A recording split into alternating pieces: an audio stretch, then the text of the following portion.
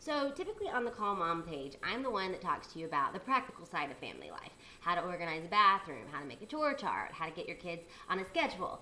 And today I wanted to talk to you a little bit more about the spiritual side of home management and getting your kids on a routine. I kind of feel like God has called me to just be really transparent in this talk, and so I decided to do that metaphorically as well as physically. So instead of doing hair and makeup today before I talk to you, I'm just coming to you as is, as I normally am. I received an email this week from one of our Call Mom viewers who said that she was really struggling with the fact that her sister-in-law, who is also a Call Mom viewer, had taken to heart all of what we've said about chart making and schedule setting and chores and things like that, and had posted charts all over her house, just like we had told her to do, you know, under the bathroom light switch in the bedrooms, in the kitchen, and had a routine. And she did it. She spent hours making these really detailed charts and organizing her home and making labels and things to be able to make it work. And after 1 week of trying to do it, she quit, and it didn't work. And so she said, we're just not a chore chart kind of family. And the lady that was talking to me said, you know, it really broke her heart because she felt like the issue wasn't the kids, and it wasn't necessarily the system. It was the fact that Mama was not disciplined enough to stick with things, and so the kids couldn't be disciplined enough to stick with things.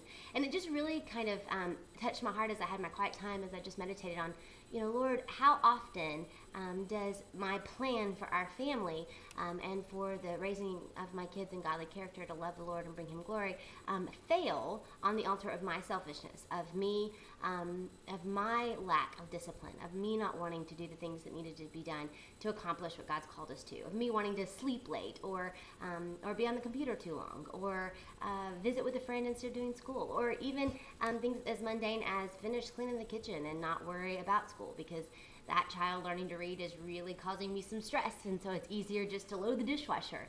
And how often do I put aside the good work that God's called me to do, things like making a meal for a neighbor or taking time out of our schedule to visit with a neighbor that I know needs some extra help, because it's hard.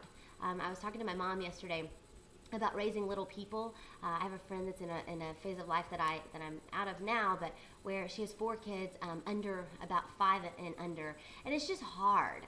She is an amazing mother. She is a homeschooler. She is diligent. She loves the Lord. She's a pastor's wife. She loves her children. She loves what God has called her to do, but she's tired because at the end of the day, guys, this job is worthy and amazing and fulfilling, and we are called to do it. But there are seasons when it's just exhausting, when it's just hard, and that doesn't make it any less of the previous things. It just means that this season is hard. And so I just really want to encourage you Call Moms out there that as you're making your charts and as you're packing backpacks and making new routines and making new plans and getting things ready for your organized family, that you'll just let God begin to speak to your heart about where you need to be more disciplined, about what areas and aspects of your life God wants to just begin to work on to make you more of a disciple of Him, more ready to follow Him regardless of the cost and even when it's hard. So I am praying for all of you ladies as I pray for myself.